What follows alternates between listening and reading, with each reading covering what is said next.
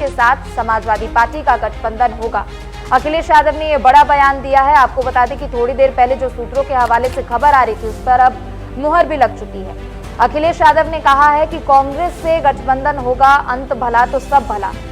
तो लगभग 17 सीटों को लेकर ये गठबंधन की उम्मीद थी और जानकारी भी यही थी कि कांग्रेस और समाजवादी पार्टी के बीच में लगभग 17 से 20 सीटों को लेकर गठबंधन लिया जा सकता है। तो बड़ी खबर आपको बता दें, अखिलेश यादव का बड़ा बयान सामने आया। और चलिए खबर पर और भी अधिक जानकारी के लिए सीनियर एग्जीक्यूटिव एडिटर हमारे साथ जुड़ चुके हैं प्रेम शंकर सिंह जी। प्रेम शंकर जी, देखिए अखिलेश यादव का ये बड़ा बयान, अंत भला तो सब भला। फैसला तो हो गया, डील तय हो गया, अंत भला तो सब भला। लेकिन मुझे जो लगता है कि ये फाइनली जो डील तय हुई इन दोनों के बीच में, मुझे लगता है कि मजबूरी कह लीजिए या मुझे लगता है कि ये प्रतिष्ठा में प्राण गंवाने जैसा है। क्योंकि लगातार ये बातें सामने आ रही थी कि गठबंधन, जो अखिलेश यादव गठबंधन को लेकर जो बात कर रहे थे, अंततः ये लग रहा था कि क्या कांग्रेस से भी गठबंधन इनका टूट जाएगा। क्योंकि जयंत चौधरी के हटने के बाद से अखिलेश के नेतृत्व में भी सवाल उठ रहे थे कि क्या अखिलेश यादव उत्तर प्रदेश में जो गठबंधन की दूसरी पार्टियां हैं उनको साथ लेकर चल पाने में समर्थ नहीं है। तो क्या जो 1-2 सीटों को लेकर चल रहा था और अखिलेश को बार बार ये लग रहा था कि कहीं ये छवि उनकी न बन जाए कि वो अलग अलग पड़ जाए पूरे उत्तर प्रदेश में, और अलग अलग जब चुनाव लड़ेंगे तो उसके नतीजे भी अलग आएंगे। क्योंकि जो वोट बैंक है, जिस पीढ़ी की ये बात करते हैं, वही पीढ़ी कमोबेश वही वोट बैंक आज की तारीख में कांग्रेस की भी है। तो नुकसान दोनों तरफ से था। जयंत चौधरी के जाने के बाद जो लगातार 3 लिस्ट निकाली समाजवादी पार्टी ने, जो प्रेशर की राजनीति थी अखिलेश यादव की समाजवादी पार्टी की तरफ से, वो इसीलिए थी कि कहीं ना कहीं कॉम्प्रोमाइज हो जाए, समझौता हो किसी न किसी मुद्दे को लेकर, जो सीट को लेकर बातें चल रही थी। और अंततः आज अखिलेश को खुद आकर ये बयान देना पड़ा कि कांग्रेस से गठबंधन होगा, बातें हो जाएंगी, किन सब चीजों पर, किन पॉइंट्स पर ये सब चीजें हुई हैं उसको लेकर तय हो जाएगा। लेकिन कुछ सीटें थी उसको लेकर एक सूचना इसमें साथ में मैं ये भी जोड़ दूं कि जो आज शाम को सपा और कांग्रेस की एक प्रेस कॉन्फ्रेंस होने वाली है, जो सूत्रों के हवाले से जो खबर आ रही है, और जो सपा की 2 सीटें हैं जिसमें संशोधन होने की बात हो रही थी, वो 2 सीटें हैं उस पर समझौता करके आपस वो करेंगे। मुरादाबाद है, देवरिया मुरादाबाद जो सीट है उस पर कांग्रेस पीछे हट सकती है, क्योंकि इन्हीं 2 सीटों को लेकर इन दोनों के बीच में गतिरोध थे। प्रीति, तो कुल मिलाकर सीट को लेकर जो अनबन चल रहे थे इनको लेकर, और बार बार ये कहते कांग्रेस जवाब नहीं दे रही थी। मतलब अखिलेश यादव अब ये देखना होगा आने वाले समय में किस कॉम्प्रोमाइज में, समझौता में कौन झुका, कौन कॉम्प्रोमाइज किया, समझौता किसने किया, कांग्रेस ने किया या अखिलेश यादव या समाजवादी पार्टी ने किया।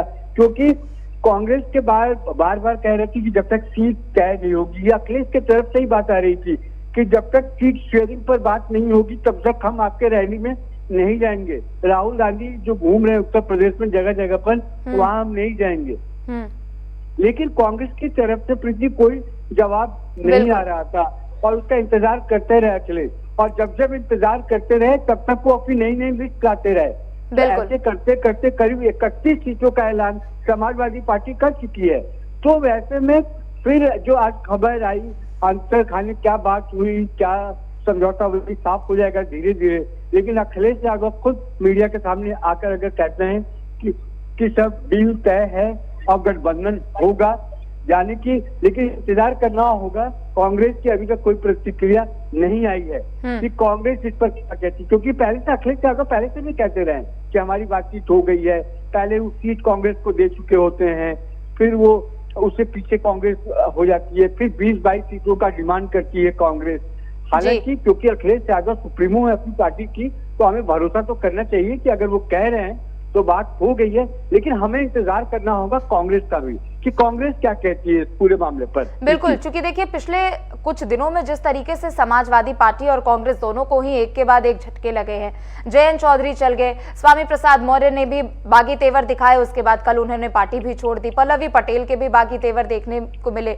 तो जितनी ज्यादा कांग्रेस को इस गठबंधन की जरूरत थी, मुझे लगता है कि समाजवादी पार्टी को भी उतनी ही ज्यादा जरूरत थी। खासकर उत्तर प्रदेश में मुख्य विपक्षी पार्टी होने का जो टैग एक समाजवादी पार्टी को है, वो टैग को बनाए रखने के लिए भी काफी ज्यादा इस गठबंधन की जरूरत थी। प्रेम शंकर जी, प्रीति, बात बिल्कुल स्पष्ट है। एक मैसेज देने की जरूरत थी अखिलेश यादव को, एक मैसेज देने की बात थी पूरे देश को, एक मैसेज देने की बात थी उत्तर प्रदेश को कि भाजपा के खिलाफ जो अखिलेश यादव अलग थलग पड़ रहे थे, वो दरअसल दिखाना नहीं चाहते थे। वो चाहते थे ये लड़ाई विपक्षी पार्टियों की लड़ाई है, इंडी गठबंधन की लड़ाई है।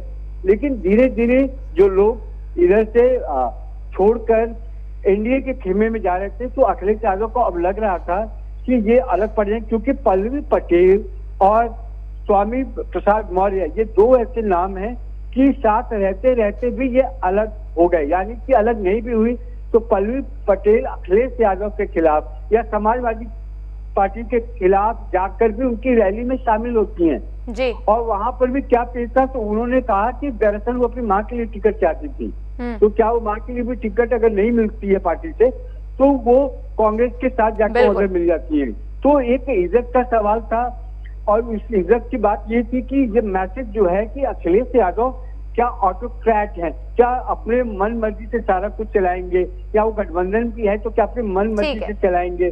तो ये एक मैसेज जा रहा था कि अखिलेश यादव किसी की सुन नहीं रहे, गठबंधन के लोगों की बात सुन नहीं रहे, और जो उनको करना है वही तय कर रहे हैं। और लगातार जो 3 लिस्ट इन्होंने निकाली, वो लिस्ट निकालने का मैसेज यही था कि वो बताएं कि हाँ अपना लिस्ट उतारेंगे और 31 लोगों का नाम। बिल्कुल, और अब तो उन्होंने कह भी दिया है कि गठबंधन होगा, अंत भला तो सब भला। बहुत बहुत शुक्रिया प्रेम शंकर जी आपका जुड़ने के लिए और जानकारी देने के लिए। और चलिए इसी के साथ हमारे साथ अंशु वसी भी जुड़ चुके हैं, कांग्रेस प्रवक्ता है। स्वागत है आपका अंशु जी प्राइम न्यूज पर।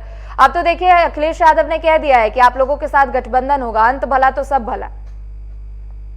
देखिए, हम पहले से इस बात को कह रहे हैं और बड़ी विनम्रता से कह रहे हैं कि इस समय जो देश की जनता है, जो पिछड़े हैं, दलित हैं, युवा हैं, किसान हैं, महिलाएं हैं, जो आम आदमी, जो इस देश के 90% लोग हैं जो गरीबी से, महंगाई से, बेरोजगारी से जूझ रहे हैं, तो वो सभी चाहते हैं कि जो एक मजबूत विपक्ष बने। और कांग्रेस पार्टी ने पहल की, हमने इंडिया गठबंधन बनाया, हमने सभी समान विचारधारा के लोगों को, जो 1% भी संविधान के प्रति जागरूक हैं, देश के लोगों के अधिकारों को बचाने के प्रति जागरूक है, उनको सबको जोड़ा।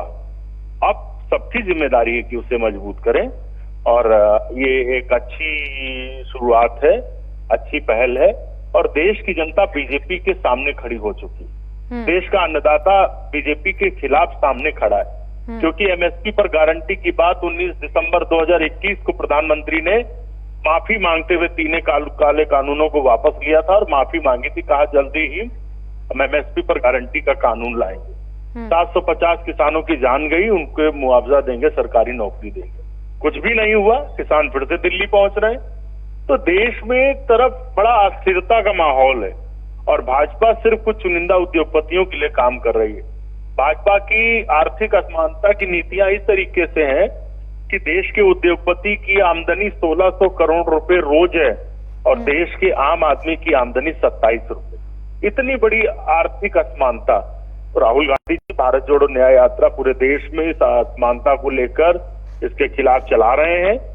हम युवाओं के साथ न्याय हो, किसानों के साथ हो, महिलाओं के साथ हो, श्रमिक के साथ हो, सामाजिक न्याय हो, आर्थिक न्याय हो, इसको लेकर राहुल गांधी जी चला रहे हैं। और हमें ये अच्छा लगेगा कि श्री अखिलेश यादव इस यात्रा के महत्व को, कांग्रेस पार्टी के देश के लोकतंत्र संविधान बचाने के उद्देश्य को समझकर साथ आकर और चीजों को स्थिति स्पष्ट कर रहे हैं। हम पहले भी चाहते थे, हम आज भी स्वागत कर रहे हैं, हम कल भी कर रहे हैं। ठीक है, बहुत बहुत शुक्रिया अंशु वसी जी।